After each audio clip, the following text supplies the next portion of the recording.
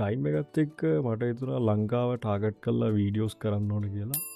මම සති දෙකකට විතර කලින් වීඩියෝස් අප්ලෝඩ් කරා YouTube එකටයි ඒවගේම ටික්ටොක් එකටයි. එතනදී මම දැක්කේ වැඩිපුරම රීච්චන ලංකාය කට්ටියට සහ මම ආටිකල් වගේක් කියව්වා. එතින්දී ඒ ආටිකල්ල තියෙන්නේ අපි අපේ අයිප එක බලපානවා අපේ ඉන්ටරල් කනෙක්ෂන් එක අපි ලොකේෂන් එක අනුව තමයි එගොල්ලෝ අපේ වීඩියකල් අපිට තිල ළඟම සර්වයකට අප්ලෝඩ් කරනවා.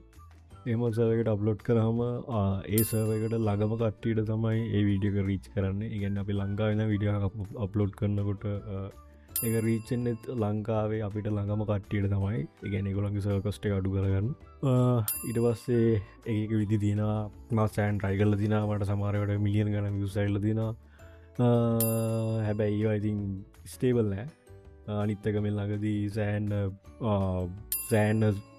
YouTube චැනල් වගේයක් නැතිවුණා එක පාට අලුතින් පොලිසි අප්ඩේට්යක් ඇල්ලා ඒකෙද අත්තරම ගොල්ලෝ කල්ල තිබ්බේ සමාර චැනල් අවුරුදු 4-5 පරණ චැනල් මොන්දකට විඩ්ඩාල තිබ සෑන් පිටරටය ලංකා කට්ටියත් අඟ කට්ටියටත් මේ වැඩේ වුණා ඒගොල්ලු කියන්නේ අර ඒ ජෙනරේට බල් කන්ටෙන්ට් කරන්නකොට එක YouTube එකට එකොල කැමති නෑ ඒහින්ද එකොල්ලෝ ඒවා ඩීමොනට ඇස්කල් තිබයි චැනල් සමාරය මිලියන ගනන් ඉංකම්මයක් තිබ චැනල් ඒහින්දා ඒ වගේ දේවල් ගන්නත්